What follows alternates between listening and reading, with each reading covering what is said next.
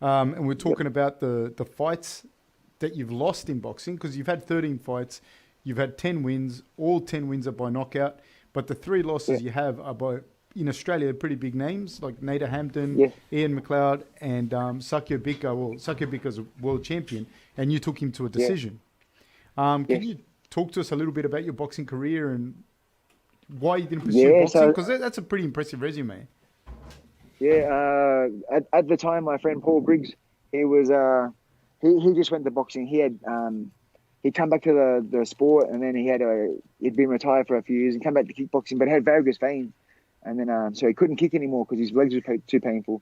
So a boxing promoter, he took a boxing fight instead, and then ended up winning, and everyone's going, this kid's got potential. And then when he went to boxing, just the amount of media and everything just started chasing him. It's like, I've been doing Muay Thai forever, and no one cares. I can't get anyone. He goes to boxing for a couple of months, and all of a sudden he's in all the papers and stuff. I want what he has. I thought the grass was greener, so I decided to box as well. And then we were living 3 doors down from each other and training together every day, and we pushed each other really good. And then after I fought, I went to America for a year in 2001. I met my missus, come back to Australia, and then I thought I'd take up. I thought I'd do both. And that's when I started kickboxing, boxing. And that's the last fight I had was Sakio Bika. And then no one wanted to fight him. I thought, go have a crack. I don't care. Ended up going 12 rounds. And the first 3 rounds, I was doing really well. And then about round 4, muscle memory kicked in. All of a sudden, my body weight shifted to my back foot. My guard became a little bit more open. I was getting caught when I shouldn't have been getting hit if I was just purely boxing.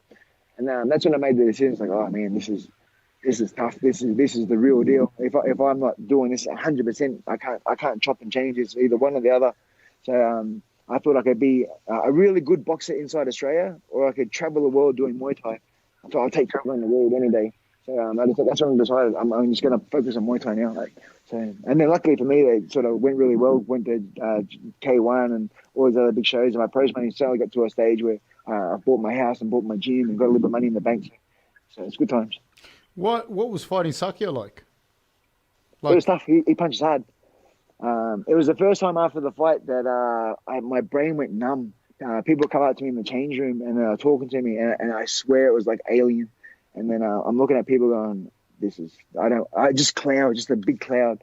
And then about 2 hours after, on the way home in the car, all of a sudden I just felt like this big veil come back off over my brain, and I was like, oh man, that's rough. I don't never want to feel like that again. I'm done. I'm going just Muay Thai now, because Muay Thai you have sore legs, sore body, might get a few stitches, but your head's fine. Whereas boxing, you just have that one target, continuous trauma. So that's when I decided, I'm just going to do kicking now from now on. I'd rather be a famous kickboxer than a punch drunk boxer. So it's that much a difference with the head trauma between Muay Thai and boxing. Especially when you're fighting someone that can punch as hard as Sakio Bika for 12 rounds, that's when you realise this is sometimes you're too tough for your own good, so you take too much punishment, and then that's the reason I can count to purple now. With everything that you've said and with your illustrious career, you've got, correct me if I'm wrong, but you've got a daughter that fights, eh? And your little boy, he fights as well? Yeah, Jazzy's had 24 fights now, and my son's had 7. And so she's 16. She's fought in England twice, Canada once, and Thailand once. And then the one in Thailand, she fought in front of 10,000 people in a park, live on Thai TV, and she won. So I'm super proud of her. She's really killing it. She loves it. She's into jiu-jitsu now as well. So hopefully, we never know, she might cross over to the MMA scene. She has her first jiu-jitsu competition on the 10th of November up here in Queensland. So yeah, it's very exciting. Who knows what can happen? I'm pretty sure she's going to kill someone if she's doing jiu-jitsu now and she's doing that much kickboxing. And you see dudes doing MMA and they've never done anything even close. Yeah. But what's it like seeing the kids? What's it like seeing your kids fight? Is it hard for you? I'm very proud. So when we go overseas to Canada or to England, it's just me and her. And then I'll stay in the country for another week, 10 days. I'll teach seminars after. And we just get to hang out like father and daughter and just be mates. It's such a cool bonding. We get to experience a new country. We get to hang out in trains as we go to different gyms. And just get to be best friends. It's very cool. And then to see her excel and be awesome. it's such a proud moment. Is it hard for you to watch her get hit? No, it sucks, of course, but at the same time, when she wins, it's so cool. So yeah, you win, you lose, you win, you lose. She's won more than she's lost, so I can't ask for any more than that. That'd be hard, I think. I don't know if I could watch my kids fight. Like me personally, I don't know. Do you train her? I'm a sook. Yeah, of course. You're her she's main. awesome. You're her main trainer. And mum's a 2-time world champion as well. That's She's right, had she 50 is fights. too, eh? Yeah. Yeah, man, mum's awesome. Mum's more of a superstar than I am. So in America, back when she was master Thai training in Vegas, she went to Thailand for these amateur games. So 130 countries compete. She had to fight 3 times in a week. She won all 3. She won the very first gold medal for America. So when she came back to Vegas, her trainer talked to the mayor, and they made a proclamation where they awarded her own day. So in Vegas, they have an Angela Rivera Day. So no matter how cool I think I am, I'll never have a day in Vegas. So, yeah, There's Angela Rivera Day in Las Vegas. Yeah. For real? I think it was only for that. For real. No, but till now as well. I think it might have been just that year, but just the fact that everyone was in black suits and ties and all the mayors of the city and awarding her like the day. She's got the certificate. It's crazy. It's so cool. Fuck, that's crazy. Yeah, that's unbelievable. Can you tell the and story? then she won. You know, Inside Kung Fu magazine. She won fighter of the year out of male and female. She won the year she won the gold medal. She was the fighter of the year in Inside Kung Fu magazine. That's insane, eh? Yeah. I'm just thinking of your kids. Like, Yeah. What about the pedigree? They're imagine you break into their house, eh? Oh my Yeah. god! Just kick the shit out of your legs. Just leg kick the hell out of you. So Jazzy won 4 belts. My son's won 1 belt, and then I got a 5-year-old girl, and apparently she wants to be a dancer. So, unfortunately, she's not following the trend as such. But I'm sure if we manipulate her somehow, we got to get training. Is that what your daughter wants to do and like your boy wants to do? They want to be fighters? Is that Oh, yeah, what for sure. they tell you? Yeah, And the little one wants to be a dancer. The other ones to be a dancer, yeah. If I grew up in your family, I Jazzy, would be a dancer. yeah. So with Jazzy seeing me doing all the seminars overseas and how people lose their shit when they see me and buy all the merchandise and everything, she goes, "This is awesome. You get to travel the world and people give you money for nothing. You train for 2 hours and it's so much, and it's fun. It's not work. It's just fun. And then you come home with all this coin. It's like I want to do what you're doing because that doesn't look hard. Yeah. Well, it's not hard if you win 10 world championships. Yeah. You know what I mean? So, can you talk about how because your real name is not actually John Wayne Parr. Is it Wayne Gregory Parr? Is that right? Yeah, Wayne Gregory. Yeah. So how did you become John Wayne? So all the fighters in Thailand have a fight name, whether it be the light of the candle or there's another guy called 100,000 Techniques or another guy called Shines from Heaven, or there's one guy, his name was Can Break Hell with My Punch. So everyone's got a cool name. And then they say, okay, we need to give you a name. What can we call you? I said, what's your history? I said, I grew up with horses. Oh, so you're a cowboy. Okay, so we'll call you John Wayne. And I'm like, yeah, that's disgusting. But it's really easy for people to remember. He was the greatest ever. So if you take on the name, with the name comes good karma. I was like, I suppose. I guess I'll use it while I'm in Thailand, and when I get back to Australia, I'll go back to being like the executioner or the killer or the punisher or something cool. And then, I got famous, and now this name's stuck with me forever. So I even call myself John Wayne every time I go somewhere. What's your name? Oh, John Wayne. So it's just natural now. When you did is it the White Crew, and then you did the gun? Yeah, is that right? Guns. Do you always do that, or is Lumpini. it just a couple of times? No, I do it all the time. I've been doing it since '97. That was my first fight at Lumpini. So we wanted to make a statement. So what can we do? Let's change the Ramoy. So usually you throw bow and arrows. And then me and my trainer, we after a couple of brainstorming, we should shoot guns. Let's shoot guns. So I did one arrow. We missed. Shoot the arrow. We missed. And then we throw it to the side and we pull out 2 6-shooters. And then we blow the smoke, twirl the fingers, put it away. And then after a few, I was getting standing ovations from the Thais in the stadium. They just lose their shit because they've never seen it before. No one ever done it. And everyone's going, oh, how good is this? And that's what I think helped made me get famous really fast because I stood out.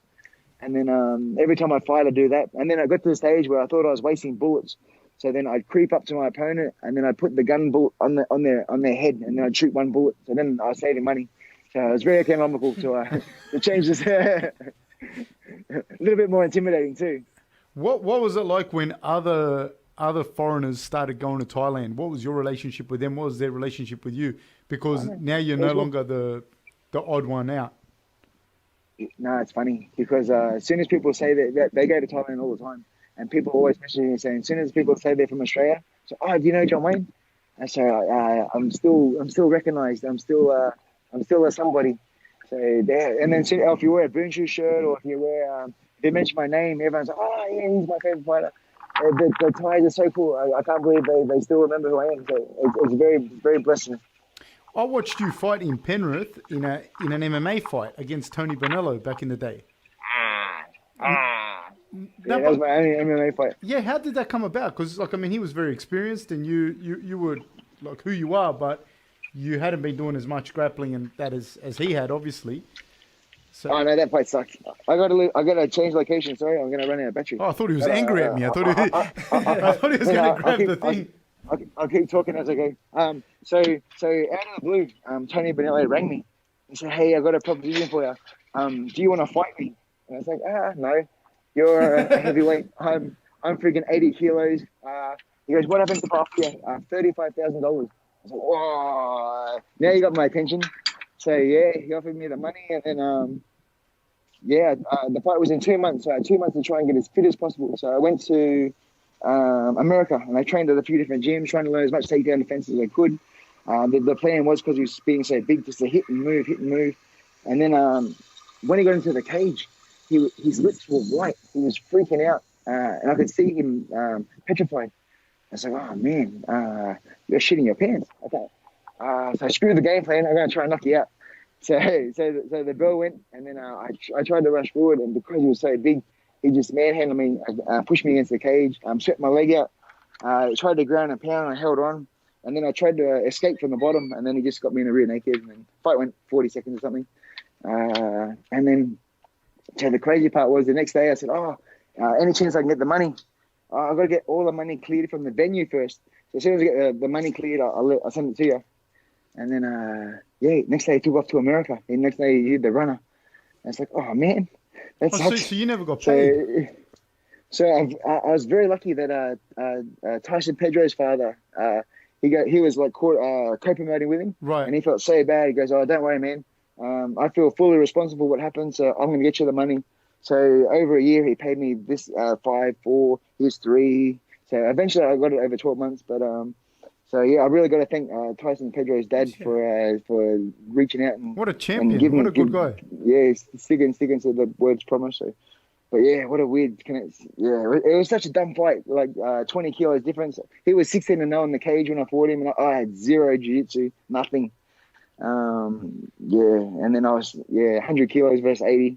It was never going to end well for me. That's a huge difference. Yeah, it was big. Like I remember when I was there.